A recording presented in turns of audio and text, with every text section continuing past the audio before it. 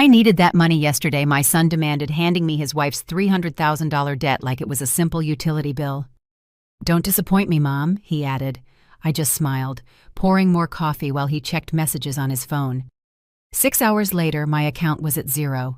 When they returned that night, looking for the money, they found the table empty. Just one envelope left on the table. When they opened it, their faces went pale. But before we continue, make sure you're already subscribed to the channel, and write in the comments, where are you watching this video from? We love to know how far our stories are reaching. The doorbell rang at 7:30 a.m. on a random Tuesday. 3 insistent rings as if the world was ending. I already knew who it was before I even opened the door. My son Richard only showed up unannounced when he needed something. I left my half-drunk cup of tea on the kitchen table and walked slowly down the hall. Through the living room windows, I saw his car, a luxury SUV, parked haphazardly in the driveway. Richard had inherited his father's talent for business, but not a drop of his patience or consideration. When I opened the door, he already had his cell phone in one hand and a brown paper envelope in the other. His face, always so much like his father's, was tense. "Mom," he said, brushing past me without a hug, just a quick kiss in the air. "We need to talk." Richard went straight to the kitchen as if the house were still his, even though he'd moved out more than 15 years ago. He sat in my chair, put the envelope on the table, and started checking his phone while I followed him. "Coffee would be good," he muttered without looking up from the screen. I poured the coffee mechanically. 10 years a widow, and I still served the men in my life as if it were my only function. As I placed the cup in front of him, I noticed how tense his hands looked, his knuckles white as he typed. "Is Jessica okay?" "The kids?" I asked, referring to my daughter-in-law and my grandchildren, whom I barely ever saw. "They're fine," Richard answered vaguely. He finally put the phone away and took a sip of coffee. "I'll get straight to the point, Mom. I have a problem." I sat on the other side of the table. On the wall clock, the minutes ticked by slowly. "Jessica got into a complicated situation." He continued, pushing the envelope toward me. "She made some investments that didn't pan out." I opened the envelope carefully. Inside were bank statements, collection notices, and a document that looked like a loan contract with a figure highlighted in red. $300,000. My heart sped up. It was almost all of my retirement money plus what was left from the sale of the downtown Chicago apartment after Edward passed away. "Richard," I began, feeling my throat go dry. "This is practically everything I have." He took another sip of coffee, his cold eyes finally looking at me. "Mom, it's not like you need that money. You live alone in this house that's already paid off. Your expenses are minimal, and for God's sake, you're 68 years old. What are you saving it for?" His words hit me like a slap. The house was the only valuable asset I had left, and it was still in his name. Edward's decision years ago to avoid problems with the inheritance. "It's not that simple," I argued. "I have my medications, my doctor's appointments." Richard tapped the table gently, cutting me off. "Jessica invested badly, okay? She trusted someone she shouldn't have." He took a deep breath. "If we don't pay this by tomorrow, things are going to get ugly. These aren't bankers, Mom. They're dangerous people." "What kind of dangerous people?" I asked, my voice almost disappearing. "You don't need the details," he said impatiently. "Just trust me. It's a loan, right? I'll pay you back as soon as I reorganize the company's finances." I looked at the envelope at my son's face at the door leading to the backyard where he used to play. Now it was as if a stranger was sitting in my kitchen. "You've asked me for loans before, Richard. I've never seen that money again." His face hardened. "This is serious, Mom. This isn't the time for drama." He stood up, pacing the kitchen like a caged animal. "I'm your only son, your family. You always said you'd do anything for me." There it was, the manipulation I knew so well, the same kind Edward used, the same kind I had allowed my entire life. "I need to think," I said quietly. "There's no time to think." Richard raised his voice. "I need that money in my account before the end of the day. Tomorrow is too late." He stopped behind my chair, putting his hands on my shoulders. I felt their weight like chains. "Mom," he said, softening his voice. "You know," I wouldn't ask if it wasn't important. It's for Jessica's safety. For our family. Family. The word that always worked on me like a magic spell that made me bend. Give in sacrifice. All right, I finally replied. I'll transfer it. The relief on Richard's face was almost palpable. He smiled for the first time since he arrived. That smile that reminded me of the boy he once was. Thanks, Mom. I knew I could count on you. He checked his watch. I have a meeting now, but I'll be back tonight for dinner and to sort this out, okay? I nodded, unable to speak. Richard took the folder, gave me a quick kiss on the forehead, and headed for the door. Don't disappoint me, Mom, he added before leaving as if I were the child and he were the father. The door slammed shut, and I was left alone in the kitchen with his half-drunk coffee cup and the certainty that I had just made a terrible mistake. Through the window I saw his car speed off, scattering gravel on the garden I had tended with so much care. It was then that an idea began to form in my mind. An idea the old Helen would never have considered. I picked up the phone and dialed a number I hadn't used in a long time. Sarah, it's Helen. I need your help. My friend arrived in less than half an hour. Sarah and I met in college almost 50 years ago. She pursued a career as a lawyer while I dropped out to marry Edward. She never approved of my choices, but she always stayed close patiently, waiting for me to open my eyes. 300,000. Sarah almost choked on the tea I'd served her. Helen, that's insane. It's everything you have. I shook my head, feeling the weight of reality. It's not the first time, Sarah. Last year it was 100,000 to expand the business. Before that, 50,000 to solve a problem with suppliers. I've never seen a dime of it back. Sarah put her cup down on the table hard. And why do you keep giving it to him, Helen? You were always smart. How can you not see what's happening? The question hit me like a punch. Why did I continue? For love, for fear. Out of habit. He's my son, I replied the automatic answer I always gave. And you're his mother, not his bank, Sarah retorted. Edward manipulated you for 30 years, and now Richard is following in his exact footsteps. When is this going to stop? I looked out the window at the garden I had cultivated alone after Edward's death.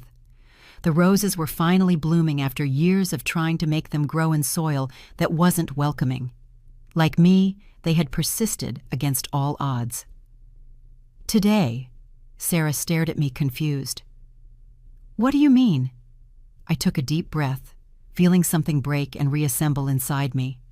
I want you to help me transfer all my money to an account Richard doesn't know about. And I want you to help me get out of this house before he comes back. Sarah's eyes widened, then a slow smile spread across her face. Helen, I have waited almost 50 years to hear you say something like that. She pulled her cell phone from her bag. I have a summer condo in Miami that's empty. The keys are at my office. How much time do we have before he returns? He said he'd be back for dinner, so about 10 hours. Sarah looked at the clock. Time enough. We'll go to the bank first. Then we'll stop by the notary so you can give me power of attorney in case you need legal representation. After that, we pack your bags and we're gone. I stood up feeling a mix of fear and exhilaration. I had never made such a radical decision in my entire life. He's going to be furious. I muttered more to myself than to Sarah. She took my hands. Helen, are you afraid of him? I thought of my son's face when he didn't get what he wanted, how his voice changed, how his eyes hardened. Yes, I admitted, just like I was afraid of his father. Then it's time to stop being afraid. Sarah squeezed my hands. Let's get your things. I went to my room and took the suitcase I had only used twice in the last 10 years. I opened the closet and started picking out clothes, but I soon realized I didn't want to take much from that life. Just the essentials. A few outfits, my medications, important documents, and the few pieces of jewelry that had sentimental value. In the back of the dresser drawer, I found the small wooden box where I kept the only money Edward never knew I had. It was small, just a few $1,000s I'd saved, selling crafts and embroidery over the years. My secret, my little rebellion.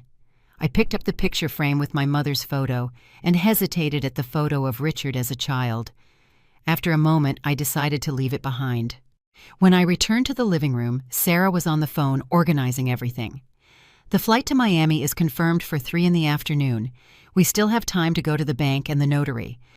At the bank, the manager seemed surprised by my request to transfer all the money to a new account. "Mrs. Miller, are you sure this is a considerable amount?" "Absolutely," I replied, signing the documents, "and I need this transaction not to appear on statements sent to my home address." While we waited for the transfer to process, Sarah looked at me curiously. "What are you going to leave for Richard? Any explanation?" I thought for a moment. "A note," I decided, "and a lesson he should have learned a long time ago." When we got back to the house, I carefully wrote on a piece of paper that I placed on the kitchen table. "I am the one who is disappointed.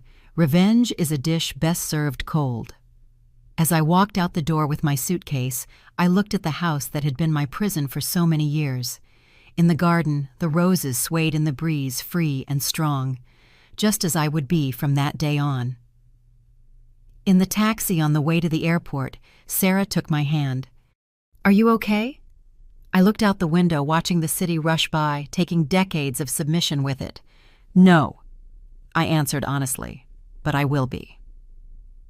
Sarah's condo in Miami was small but cozy with a view of the ocean.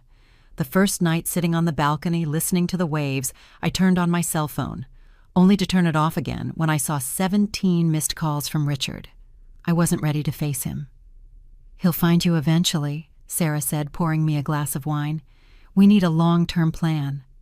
I nodded, feeling strangely calm. "I never thought I'd have the courage to do this." "I always knew you had it," Sarah smiled. "You just needed a push." In the following days, my phone continued to ring. Richard, his wife Jessica, even my sister Claire, who had probably been recruited to try and locate me. In one of the voicemails, Richard alternated between desperate pleas and veiled threats. "Mom, please call me. I'm worried about you." And then, "You can't just disappear like this. The house is in my name, remember? Think carefully about what you're doing." A week after my escape, I began to rebuild my life. I opened an account at a new bank, rented a small apartment near the beach, and started looking for something to occupy my time. At 68, I had never really worked, but I discovered that my crafts and embroidery had a market at local artisan fairs. Sarah stayed in Chicago, but became my eyes and ears. She was the one who told me about Richard's furious visit to her office. "He was beside himself," she recounted over the phone, "demanding to know where you were threatening to sue, saying you weren't mentally capable of making financial decisions." "And what did you tell him?" I asked. "I told him you were perfectly sane and that if he continued with the threats, I would file for a restraining order." Sarah laughed. He turned red as a tomato. I don't think anyone has ever stood up to him before. At the end of the first month, I received a formal letter from Richard's lawyer.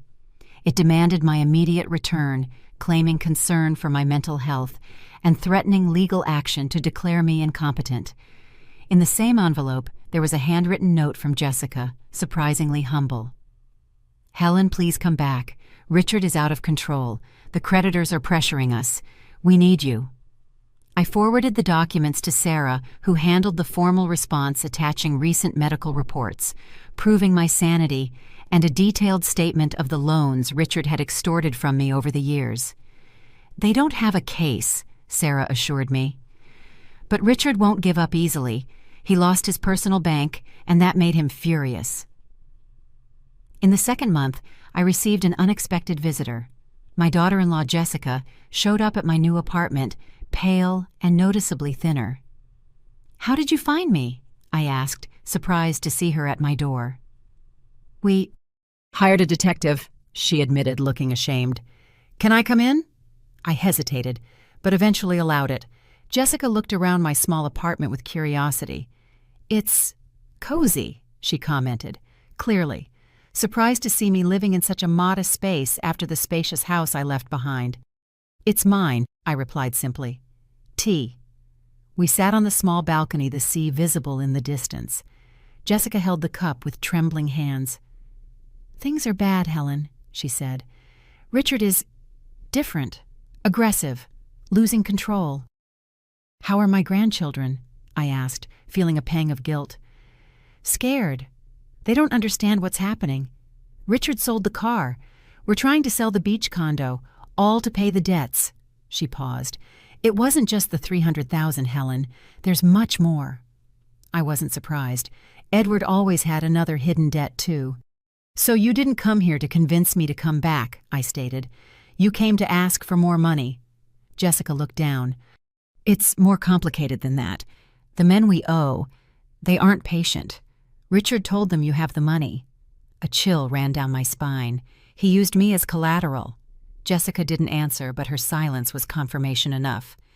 You need to get out of that house, Jessica, I said, taking her hands. Take the kids and go to your parents' house. It's not that simple, she murmured. Richard controls everything. Our accounts, our documents. Her voice failed. I don't know how to get out, just like you didn't know. Her words moved me deeply. It was true. For decades I didn't know how to get out, how to break the cycle, until I finally found the courage. I can help you, I offered. Not with money, but with getting out. Jessica looked at me with a mixture of hope and fear. He'll find us, just like he found you. Then we'll be ready when he does, I replied with a confidence I had never felt before. But first, we need to get you and the children out of that house. After Jessica left with a plan laid out and my new phone number carefully hidden in her boot, I sat on the balcony watching the sunset. The orange horizon seemed like a symbol of my own transformation, from darkness to light. My phone rang. It was Sarah. Jessica found you, didn't she? She asked without preamble. How did you know? Richard showed up at my office again. This time with one of those creditors of his, a terrifying man, scars on his face. They made veiled threats wanting to know where you were. I felt my stomach sink. What did you tell them? I told them that if they laid a finger on you, me, or anyone related to this case, I would make sure they spent the rest of their lives behind bars. Sarah paused. Helen, this is getting dangerous. Richard is desperate. I know, I replied, watching the last ray of sun disappear over the horizon. And desperate people do desperate things. The next morning, I woke up to insistent knocking on the door. For a terrifying moment, I thought Richard had found me, but when I looked through the peephole, I saw an unknown woman. Mrs. Helen Miller, she asked when I partially opened the door, keeping the security chain latched. Yes, I'm Detective Miller. She showed a badge. City Police, we need to talk about your son, Richard Miller. My heart sped up. Did something happen to him? The detective's expression remained neutral. May I come in? I let her in and offered coffee, which she accepted. As I prepared the cups in the small kitchen, I tried to contain the tremor in my hands. Mrs. Miller, the detective began sitting on the sofa. Your son is being investigated for financial fraud, document forgery, and possible involvement with loan sharks. We'd like to know if you were aware of these activities. It felt as if the floor had disappeared from under me. A part of me always knew Richard wasn't honest in his business, just as his father hadn't been, but hearing the words police investigation made it all terribly real. No, I answered honestly. I knew he had financial problems, but not the extent or the nature of them. The detective jotted something in her notebook. You left home suddenly 2 months ago, correct? Can you tell us why? I told her everything. The successive loans, the manipulations, the pressure for the $300,000. The detective listened without interrupting, only making occasional notes. Did he use your name on any documents? Did he ask you to sign papers without explaining what they were? I thought for a moment. A few years ago, he asked me to sign some documents to facilitate financial transfers in case I needed help. He said it was for my protection in old age. The detective nodded. We found several suspicious transactions in accounts opened in your name, Mrs. Miller. Accounts you probably didn't know existed. I closed my eyes, feeling a wave of nausea. Richard hadn't just manipulated me. He had stolen my identity. What happens now? I asked, trying to maintain my composure. We will continue the investigation. Your formal statement will be needed shortly. She hesitated. I must warn you, your son will likely be charged in the coming weeks, and considering the people he got involved with, it would be wise to reinforce your security." After the detective left, I called Sarah, who promised to fly to Miami on the next flight. "I always knew Richard was involved in shady things," she said, "but I never imagined it would reach this point." That afternoon, I received a message from Jessica. "He found out about our plan. I'm locked in the room with the kids. He's breaking everything." My blood ran cold. I immediately called Detective Miller, who promised to send a patrol car to Richard's address. The following hours were a blur of calls, messages, and fragmented updates. By nightfall, all I knew was that Jessica and my grandchildren were safe in a support house, and that Richard had been detained for questioning after resisting the police intervention. Sarah arrived around 9 at night, finding me on the balcony looking at the dark sea. She sat beside me in silence for a few minutes. "How are you feeling?" she finally asked. "Guilty," I admitted. "If I hadn't left, maybe this wouldn't have happened." Sarah shook her head firmly. "No, Helen. If you hadn't left, you'd be sinking right along with him, probably being used for more fraudulent schemes." She took my hand. "You did the only thing you could have done. You saved yourself. And in doing so, you probably saved Jessica and your grandkids too." The next morning, the local newspaper headline took my breath away. "Local businessman arrested for fraud and ties to criminal organization." The photo of Richard being led away in handcuffs seemed to belong to another reality, not mine. The phone rang. It was Detective Miller. "Mrs. Miller, your son is requesting your presence at the station. He insists on speaking only with you." I looked at Sarah, who had already read the news and was watching me with concern. "You don't have to go," she said. "Not after everything he did." "Yes, I do," I interrupted, surprising myself. "I need to look him in the eye and end this once and for all." The police station was a cold, impersonal place with fluorescent lights that highlighted every wrinkle on my tired face. Richard was brought into a visiting room handcuffed and wearing a gray uniform that made him look smaller, older. When he saw me, his eyes, so much like his father's, filled with tears. "Mom," he said, his voice cracking, "you came." I sat across from him, keeping my distance. "You wanted to see me. I'm here." Richard looked like a cornered animal glancing around as if looking for an exit. "You don't understand the situation I'm in?" He began leaning forward. "These people, they don't play around. If I don't pay what I owe—" "No," I interrupted, my voice surprisingly firm. "You don't understand the situation you're in. I'm not here to give you money, Richard. That time is over." His face changed. The vulnerability gave way to rage. "You abandoned me when I needed you most. Your own family. Is that what you're going to tell your grandkids, that you let their father rot in jail?" I took a deep breath, refusing to be manipulated again. "I'll tell them their father made bad decisions just like their grandfather, and that I, finally, made a correct one." Richard slammed his handcuffed hands on the table. "The house is in my name. You have nothing." "I have myself," I replied, standing up. "Something I almost lost completely because of men like you and your father." I walked to the door, then stopped and turned. "Jessica and the children are safe. They'll have a chance to start over away from you." I paused. "And so will I." As I walked out of the station, I felt as if an enormous weight had been lifted from my shoulders. The Miami sun was shining brightly, almost blinding after the artificial light of the station. Sarah was waiting for me in the car. "How did it go?" she asked, concerned. I looked one last time at the gray building where I left my son and decades of submission. "Liberating," I replied. And for the first time in a long time, I smiled a real smile. 6 months passed since my escape and Richard's arrest. Winter arrived in Miami, bringing strong winds and a rough sea. My small apartment now truly felt like a home, with my plants on the balcony and the colorful embroideries I sold at the local fair adorning the walls. Jessica and my grandchildren, Luke 8 and Maya 6, had moved to a quiet town upstate near her family. We spoke weekly via video call, a technology I learned to master with Sarah's help. The kids were adapting well to the new life, although they still asked about their father occasionally. "Grandma, when can we visit you?" Luke asked during our last call. "During spring break, I promised. We'll build sandcastles and look for shells on the beach." Jessica's image appeared on the screen, smiling shyly. She looked healthier now, with fuller cheeks and a calmer gaze. "Are you really inviting us, Helen?" "Of course. My apartment is small, but we all fit. It will be good to have the kids' laughter around here." After the call, I sat on the balcony, watching the angry waves break on the beach. Richard's trial was scheduled for the following month.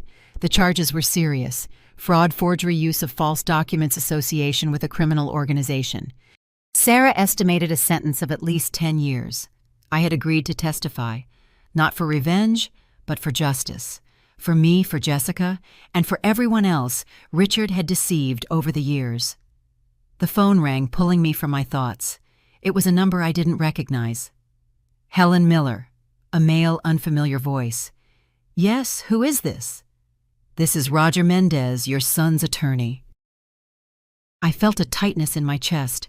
In recent months, Richard had changed lawyers several times, each promising legal miracles that never materialized. "What can I do for you?" Richard would like to propose a deal. He has information on larger operations that might interest the district attorney in exchange for a reduced sentence. But he needs your help. I took a deep breath, already imagining where this was going. "What kind of help?" "Financial, naturally, to cover the fees of the specialized legal team, $200,000. I almost laughed. The audacity was incredible. "Mr. Mendez, I no longer have that kind of money. And even if I did, I wouldn't use it that way."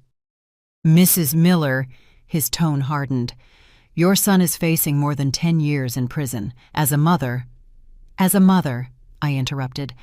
"I already did what I could for decades. Now Richard needs to face the consequences of his own actions." There was a long silence on the other end of the line. "He said you'd respond that way. He asked me to tell you that he still has copies of documents you signed, documents that could implicate you in some of his schemes." My stomach knotted, but I kept my voice firm.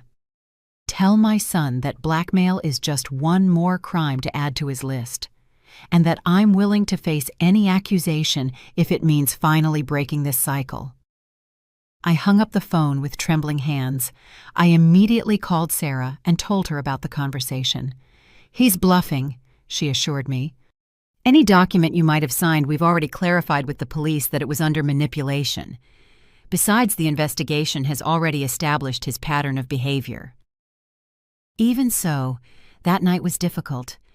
I stayed awake, mentally reviewing every paper I signed over the years at the request of Richard or Edward. How many contracts? How many powers of attorney? How many documents that I barely read, trusting that my husband or my son had my best interests at heart? The next morning, I woke up to knocking on the door. It was Detective Miller again, accompanied by another officer. "Mrs. Miller, we need you to come with us to the station. There's been a development in your son's case." On the way, the detective explained. Richard tried to bribe a guard to get a contraband cell phone into his cell. The guard, part of an internal operation, recorded everything. At the station, they showed me the transcript of a call Richard intended to make as soon as he had the phone. It was to one of the men he owed money to, offering my address in Miami as collateral that he would pay his debts. "My mother has money hidden," the transcript read. "If I can't pay, you know where to find her." I read the words, feeling a coldness that seemed to come from inside my bones. My own son was willing to put my life at risk to save his own skin.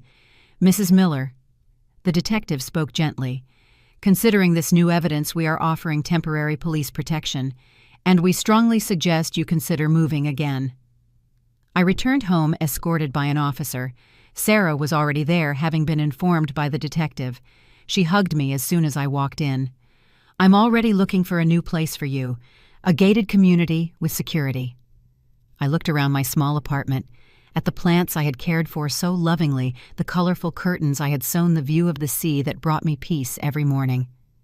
"No," I said, surprising myself. "I'm not running again.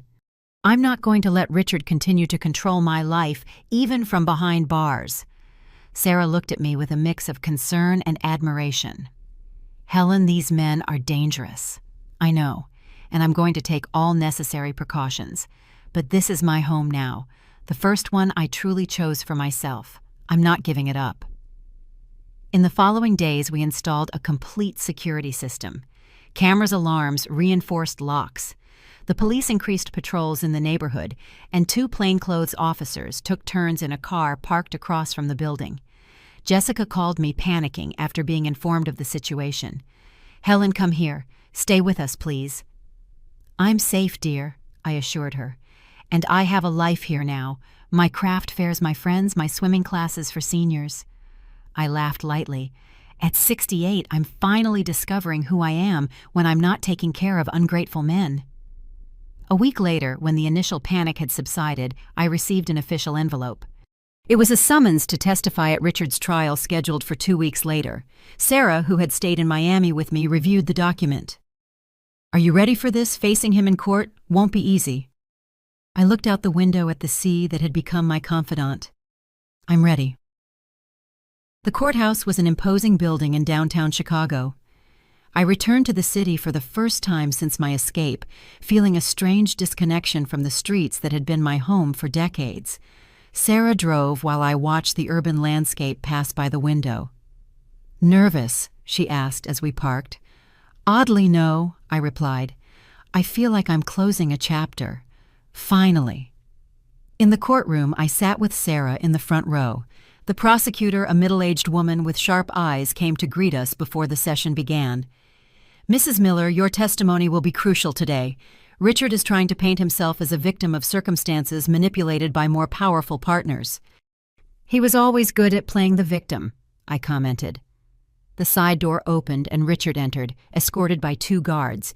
He was thinner, his face marked by deep, dark circles. Our eyes met for a moment, his pleading, mine firm. The judge entered, and everyone rose. The trial began with procedural formalities, followed by the testimony of forensic experts who detailed the complexity of Richard's financial schemes. When my name was finally called, I walked to the witness stand with slow but determined steps.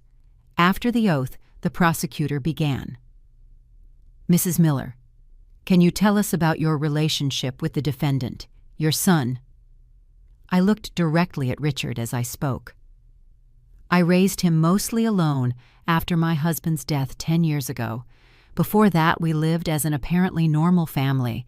Only apparently." "What do you mean?"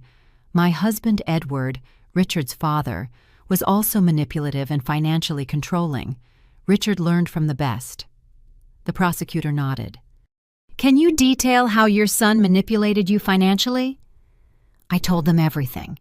The successive loans, the unfulfilled promises, the emotional pressure, the veiled blackmail. In the last episode, he demanded $300,000, practically all my savings, to supposedly pay his wife's debt. When I realized I would never see that money again, just as I hadn't seen the previous amounts, I decided to leave. "What made you make that decision after so many years of giving in to his demands?" I thought for a moment. It was the contempt in his voice, I answered honestly. When he said, "Don't disappoint me, Mom," I realized he didn't see me as a person, only as a resource to be exploited. In that moment, something inside me broke and reassembled itself in a different way. Richard's lawyer stood up for cross-examination. He was a middle-aged man with an expensive suit and a calculated expression. "Mrs. Miller, do you consider yourself a good mother?"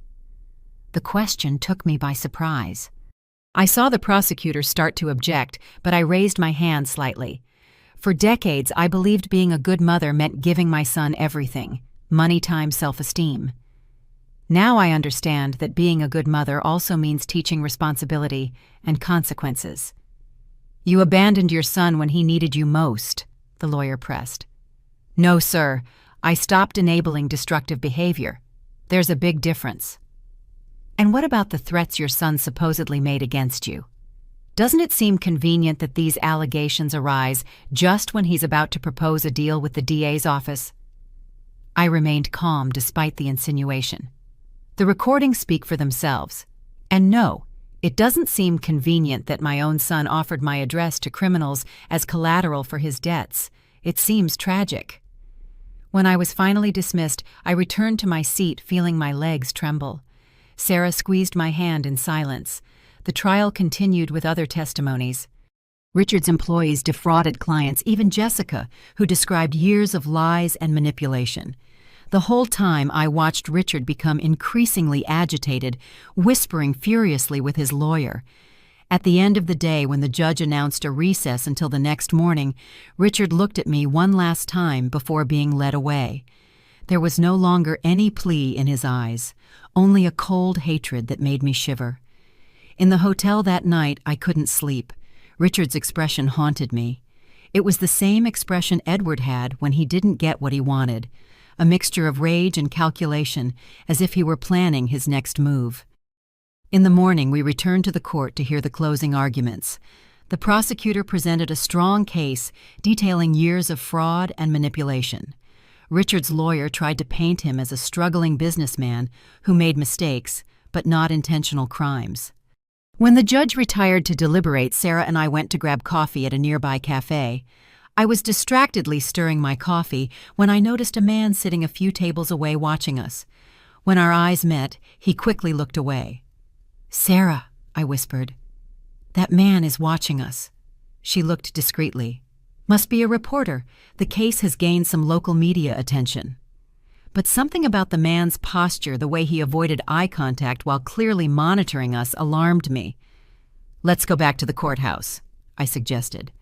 As we left, I noticed the man also got up. On the way back, he kept his distance but continued to follow us.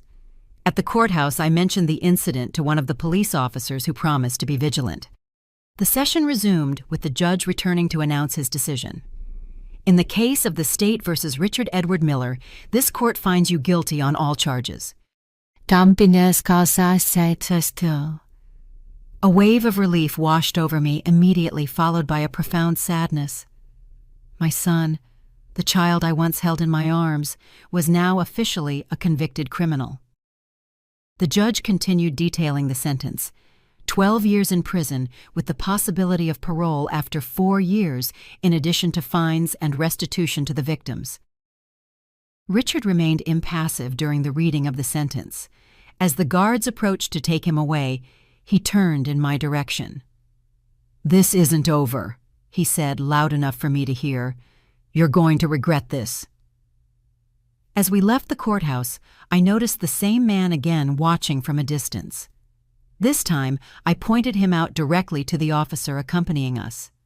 The man noticed and quickly disappeared into the crowd. "We need to go back to Miami today," I told Sarah as we walked to the car. "I don't feel safe here." In the week following the trial, I tried to resume my routine in Miami. The police protection had been reduced to periodic patrols, as Richard's threat seemed less viable now that he was convicted and under constant surveillance. One afternoon, as I was returning from the fair where I sold my embroideries, I noticed an unfamiliar car parked near my building. Something about the vehicle alerted me. Maybe the fact that the windows were too dark, or that it was strategically positioned with a view of the building's entrance. Instead of entering the building, I walked past and called Detective Miller. "It might be nothing," I admitted, "but it doesn't hurt to check. Stay in a public place while we send someone." I went into a nearby cafe and waited, watching through the window. 20 minutes later, a patrol car approached the suspicious car. 2 men quickly got out and tried to walk away, but were intercepted by the officers. My phone rang. It was the detective. "Mrs. Miller, we caught 2 individuals with criminal records. They were carrying unregistered weapons and had your address written on a piece of paper." I felt a chill run down my spine. "Richard's partners?" "Probably. We're questioning them now. Do you have a safe place you can stay for a few days?" I called Sarah immediately. Her response was quick and decisive. "I'll pick you up in an hour. We're going to my beach house in Key West. Nobody knows about it." I returned to my apartment, escorted by police to pick up some essential belongings. As I packed a hurried bag, I looked around at the home I had built with such care. Once again, I needed to run. Or maybe not. A thought began to form in my mind, an idea that would have seemed absurd to the old Helen, but now made perfect sense. When Sarah arrived, I explained my plan. "It's risky," she warned. "Living in fear is riskier," I replied, "and I'm tired of hiding." The next day, instead of hiding in Key West, I returned to my apartment this time with a clear objective. With the help of Detective Miller and her team, we set a trap. The two arrested men had been persuaded to cooperate in exchange for reduced sentences. They revealed that Richard, using another inmate's phone during visiting hours, had hired a third person to scare me, a euphemism for something much more sinister. "He doesn't care if you get really hurt," the detective explained. "He just wants you to know that he still has power even from inside prison." The plan was simple. I would maintain my normal routine, pretending to know nothing, while undercover officers monitored every move around me. When Richard's envoy appeared, he would be arrested in the act. For 3 days, I lived in a state of constant alert. Every noise made me jump. Every stranger on the street seemed like a threat. On the morning of the 4th day, as I was watering the plants on the balcony, I noticed a man leaning against a post across the street looking directly at me. Our eyes met briefly before I went inside the apartment and signaled to the undercover officer, disguised as a housekeeper who was cleaning my living room. "It's him," I whispered. "I'm sure." The man remained watching the building for about half an hour. Then slowly he began to cross the street toward the entrance. The doorman, another undercover officer, let him in without question. I sat on the living room sofa facing the door and waited. My heart was beating so loud I could hear it in my ears. The officer had hidden in the bathroom, the door slightly ajar. The doorbell rang. I took a deep breath and went to answer. "Mrs. Helen Miller?" asked the man, an ordinary-looking individual who could easily blend into a crowd. "Yes. I have a message from your son." Before he could make any move, 3 officers emerged from different points in the hallway, quickly subduing him. The man didn't resist, seeming almost relieved to have been caught. Later that day, Detective Miller visited me to inform me that he had confessed everything. Richard had promised to pay $5,000 for him to scare the ungrateful mother who had abandoned him. "And what exactly did scare mean?" I asked. The detective hesitated. "He was supposed to break some objects in your apartment, make verbal threats, and—" She paused. "And leave visible marks on you. Nothing fatal, but enough so you would never feel safe again." I sat down, feeling my legs weaken. "Is that enough for new charges against Richard?" "Yes. Attempted assault conspiracy to commit a crime threat. This will probably eliminate any possibility of parole in the coming years." A week later, I visited Richard in prison. He seemed surprised to see me, as if he didn't expect me to have the courage to face him again. "I came to say goodbye, Richard," I said, when we sat across from each other, separated by glass. "Goodbye." He frowned. "Yes. The person you tried to scare confessed everything. You're going to face new charges, and you'll probably spend much more time here than you imagined." I paused. "But I didn't come here for that. I came to say that I'm moving on with my life." Richard laughed bitterly. "What life? You're 68 years old, Mom. You're alone." "I'm free," I corrected.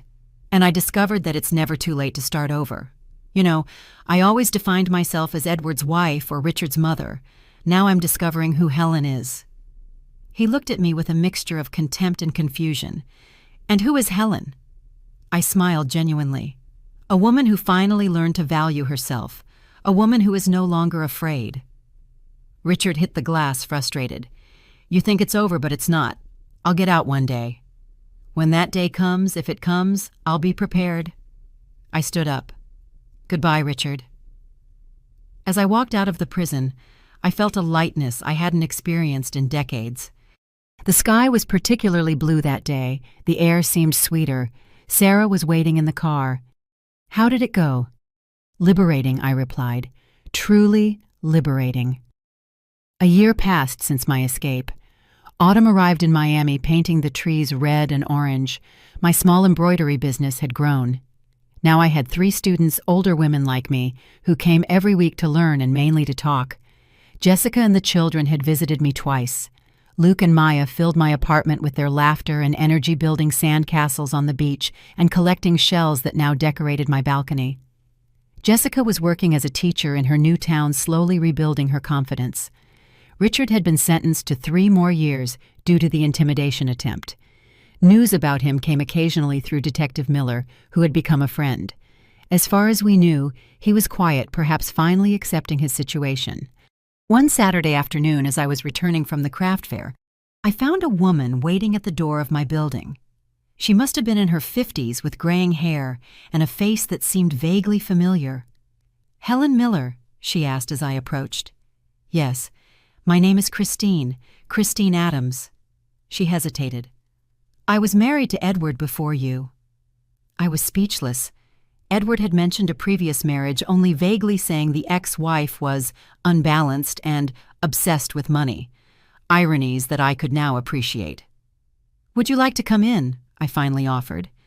Sitting in my small living room with 2 cups of tea between us, Christine explained the reason for her visit. "I saw the news about Richard in the paper, about how he manipulated you financially for years." She took a deep breath. "Edward did the same thing to me, and when I read about you, I realized I needed to find you, to close a circle maybe." "How did you find me?" "It wasn't difficult. Your story spread among support groups for women who suffered financial abuse. You became a kind of symbol of resistance." I couldn't contain my surprise. "Me, a symbol." Christine smiled. "A woman pushing 70 who left everything behind and started over facing her own son in court. Yes, Helen, you inspired many of us." We talked for hours. Christine told me how Edward had isolated her from her family, controlled every cent, made her feel incompetent to deal with money. How when she finally managed to divorce him, he left her with practically nothing, only to marry me. A story that seemed to echo my own life. "When he died," she continued, "I felt a strange mixture of relief and anger. Relief because he could no longer manipulate anyone. Anger because there was never justice. He never had to face what he did." "I understand perfectly," I said. "For a long time I only blamed Richard for his actions, but now I see that Edward planted those seeds. Our son only followed the example he saw at home." "The cycle continues," Christine murmured, "unless someone breaks it." At the end of the afternoon, I exchanged contacts with Christine and promised to keep in touch. After she left, I stayed on the balcony watching the sunset and reflecting on our conversation. Edward and Richard, father and son, both now out of my life. One by death, the other by prison. Both leaving scars that I was still learning to heal. That night I wrote in my journal, a habit I had recently acquired. The words flowed easily. Today at 69, I realized I spent most of my life trying to be what others wanted me to be. Devoted wife, doting mother, private bank, always available, always giving in, always afraid of displeasing. Now finally, I'm learning to be just Helen, and discovering that Helen is stronger, braver, and more capable than I ever imagined. The money Richard extorted from me over the years, I can't get it back. The years I spent in a suffocating marriage with Edward, I can't have them back. But the time I have left, this is only mine. To live as I choose, without fear, without manipulation, without regrets. The next day I received an email from Christine. She had spoken with other women who went through similar situations and suggested forming a support group. I accepted immediately. Our first meeting was at a cafe near the beach. There were 5 of us women, all with stories of financial and emotional control by husbands, sons, brothers. We shared our experiences, our pains, our small and large victories. At the end of the meeting, Sarah, who had accompanied me, suggested, "You should formalize this. Create a nonprofit or something. There are many women out there needing to hear these stories, needing to know it's never too late to start over." The idea took shape quickly. In a few months, Rebirth was officially registered as a nonprofit organization dedicated to supporting women victims of financial and emotional abuse. Using my embroidery skills, I created our symbol, a colorful phoenix rising from the ashes. Our first public conference attracted more than 50 women. I was nervous getting on the small improvised stage, but when I started to speak, my voice gained strength. "My name is Helen Miller. I am 69 years old. For almost 7 decades, I allowed others to control my life and my money. First my husband, then my son. Until one day, when my son demanded $300,000, almost everything I had, something inside me broke and reassembled. I looked at the attentive faces in the audience. It's never too late to say no. It's never too late to start over. And it's never ever too late to discover who you really are when you're not living for someone else's approval. The applause was deafening. 2 years after my escape, I received an unexpected letter. It was from Richard, written in a handwriting that seemed more restrained, less impulsive than I remembered. Mom, it's strange to write that word now. I think I lost the right to use it. I'm writing not to ask for forgiveness. I know I don't deserve it, but to say that I'm in therapy here in prison. The therapist made me see patterns I couldn't see before. How I repeated with you exactly what Dad did. How I learned to see people as resources, not as people. I'm not making excuses. I'm just acknowledging the truth. And the truth is, you were right to let me face the consequences of my actions. I know you'll probably throw this letter away. And I don't blame you. I just wanted you to know that despite everything, I'm proud of what you've become. I saw your picture in the newspaper speaking to those women. You looked different. Stronger. Richard. I read the letter several times, feeling contradictory emotions. Caution, because I knew Richard's capacity for manipulation well. Sadness for what could have been, and surprisingly a touch of hope. I didn't answer immediately. Instead, I took the letter to my next therapy session, another healthy habit I acquired in my new life. What do you want to do? My therapist asked after I read the letter to her. I don't know. Part of me wants to believe he's really changing. Another part reminds me how many times I was deceived before. And what if both parts are right? What if he really is trying to change, but it's still not safe for you to reconnect? Those words stayed with me in the following days. Finally, I wrote a brief response. Richard, I received your letter. I can't say I trust your words. Trust once broken is hard to recover, but I acknowledge your effort in seeking help and reflecting on your actions. My life is now focused on helping women who went through what I went through. I found purpose and peace in that work. I hope you find your path too. If it's a true path of change, maybe we can talk again one day. Not as the mother and son we were, but as two people trying to do their best. Helen. I sent the letter without high expectations. I didn't expect a response, and I didn't receive one for months. That was fine. My life had taken its own course independent of Richard, or the shadows of the past. Spring arrived in Miami, transforming the city with vibrant colors. Our organization Rebirth had grown now with a small office downtown and dedicated volunteers. Twice a week we offered free financial literacy workshops, something I myself had to learn from scratch at 68. Jessica had become a frequent collaborator, sharing her own journey of financial and emotional recovery. My Saturday afternoons were reserved for my grandchildren, who now came regularly to visit. Luke, almost 10, loved fishing on the pier near my apartment. Maya, at 8, had developed an interest in my embroidery. Grandma, she asked one afternoon as we worked on a piece together, are you happy now? The question took me by surprise. I stopped embroidering and looked at my granddaughter, her curious eyes, her innocent face. Yes, dear, I answered honestly, happier than I've ever been. Even without Grandpa and Dad, I chose my words carefully. Sometimes, Maya, we need to distance ourselves from people we love to find ourselves. It doesn't mean we stop loving them. It just means we need to love ourselves too. She seemed to consider my words, her small eyebrows knitted in concentration. Like when I need to be alone in my room sometimes, even though I like playing with Luke. I smiled, admiring her childish wisdom. Exactly like that. In June of that year, I received an unexpected call. It was Detective Miller. Mrs. Miller, I'm calling to inform you that your son is being transferred to a halfway house next month. The news caught me off guard.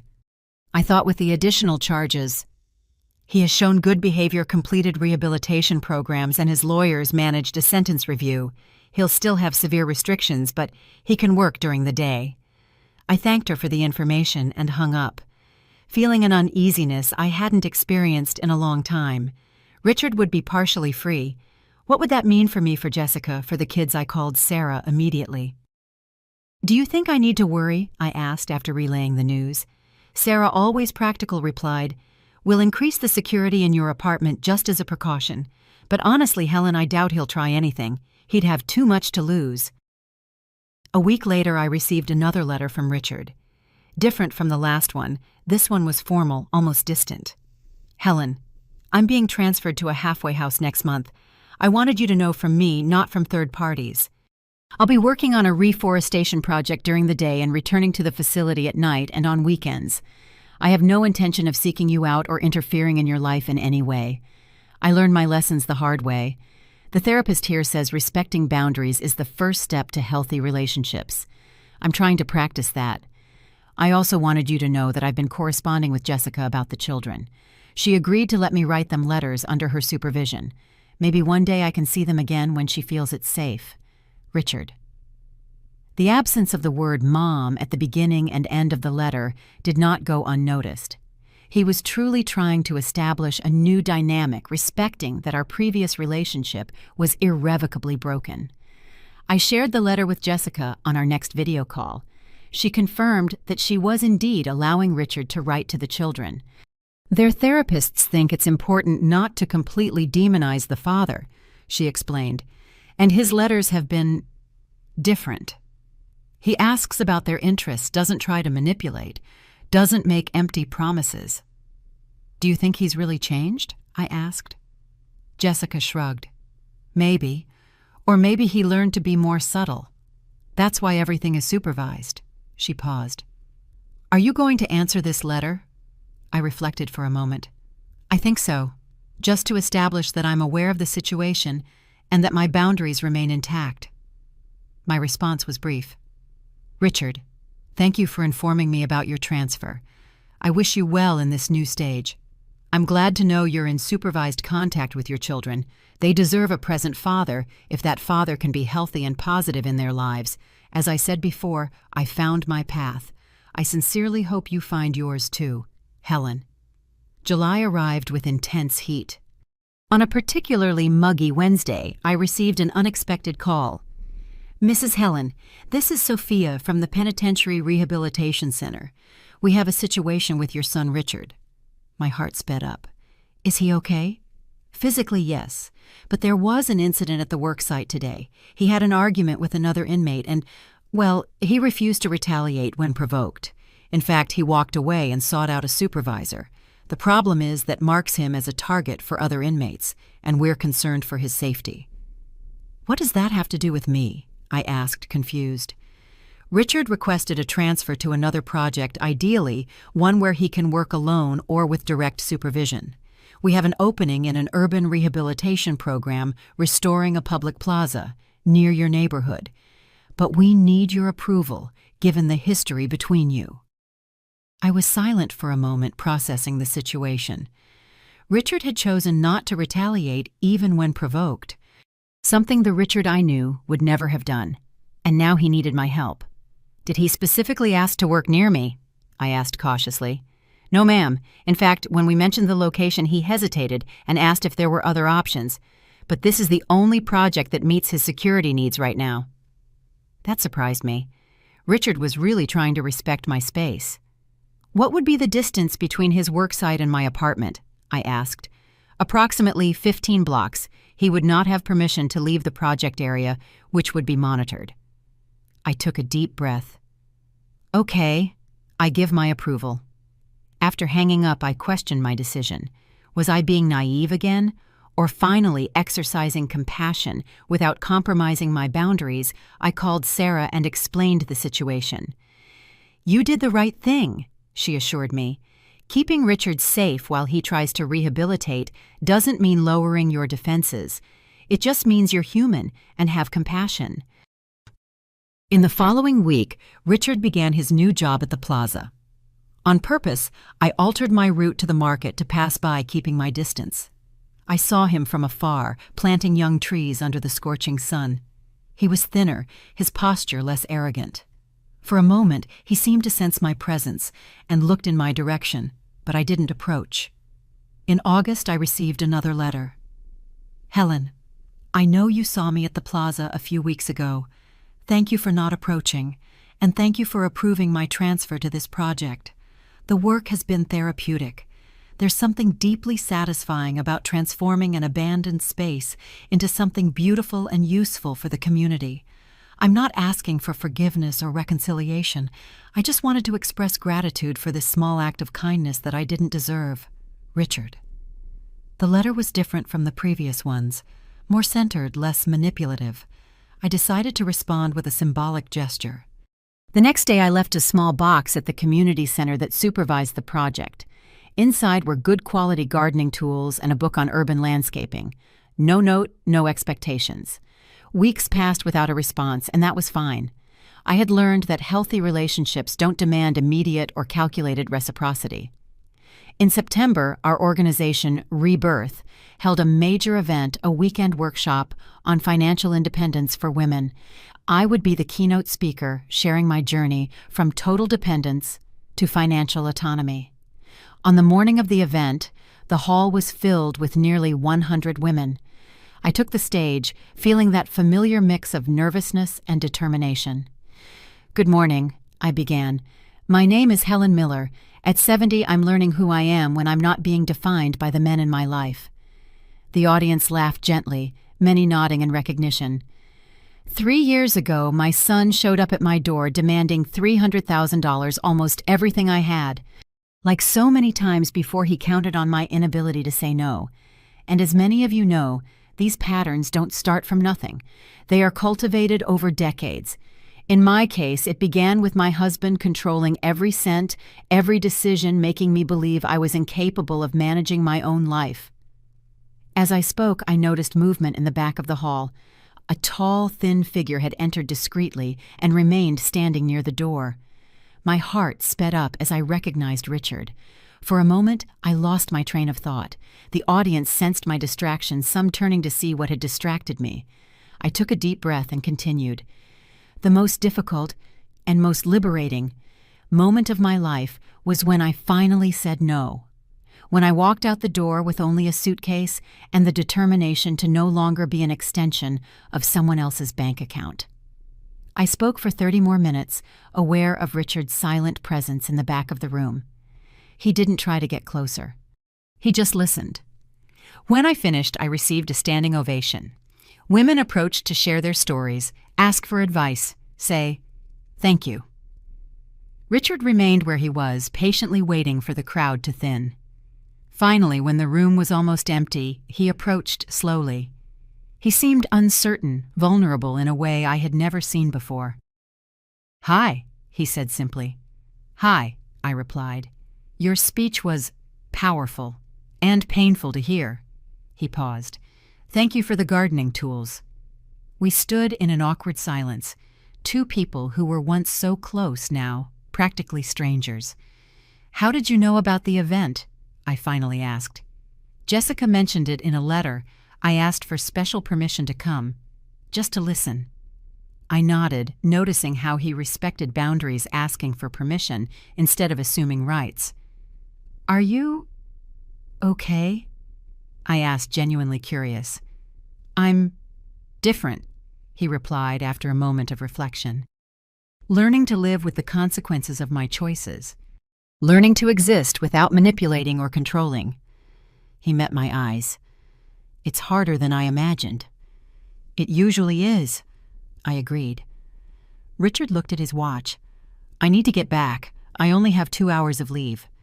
He hesitated, then added, "You transformed something terrible into something significant.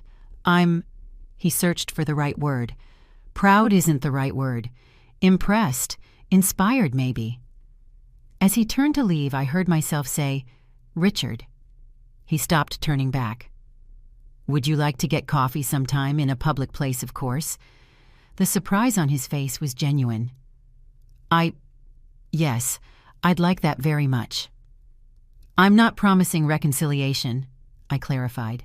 "Just a conversation." "I completely understand." He nodded. "It's more than I deserve." A week later, we met at a busy cafe near the plaza where he worked. A discreet corrections officer remained a few tables away, part of the conditions of Richard's temporary leave. The conversation started awkwardly, both of us navigating new territory. We were no longer mother and son in the traditional sense, but two adults trying to find a new kind of connection. "How are the kids?" he asked after ordering coffee. "Good. Luke is fascinated with astronomy lately. Maya is learning to play the recorder." Richard smiled slightly. "They always talk about them in the letters. Jessica sent me some recent pictures." I took a sip of coffee, gathering courage for the question that bothered me. "Richard, what happened? When did you start seeing people only as resources to be exploited?" He looked out the window for a long moment, his profile reminding me so much of his father's that I felt a shiver. "I think it was always like that," he finally answered. "Since I was a kid, I watched how Dad treated you, how he got what he wanted. It seemed efficient." He paused. "In school and college, in business, manipulating people worked, until it didn't work anymore." "And now?" I asked. "Now I'm learning that efficiency isn't everything, that real relationships require reciprocity, not exploitation." He looked at me directly, "that people aren't means to an end." We talked for almost an hour. There were no big revelations or dramatic reconciliations, just two adults sharing experiences honestly, perhaps for the first time. When we said goodbye, Richard asked, "Can we do this again someday?" "Maybe," I replied. "One step at a time." The next morning, as I walked on the beach with Sarah, I reflected on the meeting. "Do you think he's really changed?" my friend asked. "I think he's trying," I answered honestly, "and that's already more than Edward ever did." "And are you ready to forgive?" I watched the waves break on the sand, their eternal rhythm of destruction and renewal.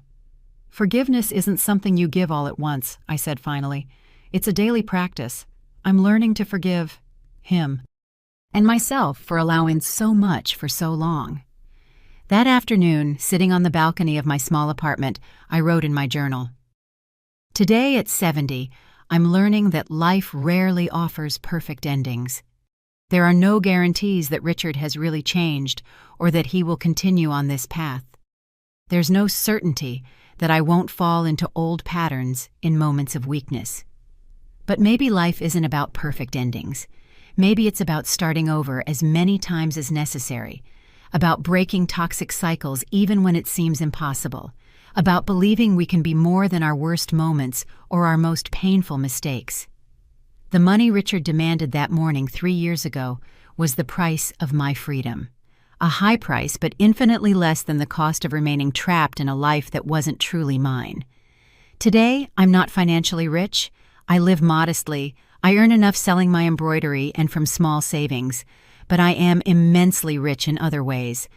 In genuine friendships, in purpose, in inner peace. In courage I didn't know I possessed. And if there's one lesson I'd like to leave for my granddaughters, for all the women I meet through rebirth, it's this. It's never too late to say no. It's never too late to rediscover who you are when you're not living to please others. It's never too late to start over. At 70, I'm not finishing my story. I'm just beginning to write the most authentic chapters. I closed the journal and watched the sunset paint the sky in shades of orange and purple. Tomorrow would be another day of work at the organization. Another opportunity to transform my pain into purpose, my experience into guidance for others. The doorbell rang. It was Sarah with a bottle of wine. "To celebrate," she said, walking in. "What are we celebrating? 3 years since you said no, 3 years of freedom." We smiled and toasted under the sunset sky. "To courage," I proposed. "To Helen," Sarah corrected. Finally living her own life. Now, if you like this story, make sure to subscribe and tell me in the comments what part left you speechless. Oh, and don't forget to become a member for exclusive videos. I don't post here. I'll see you there.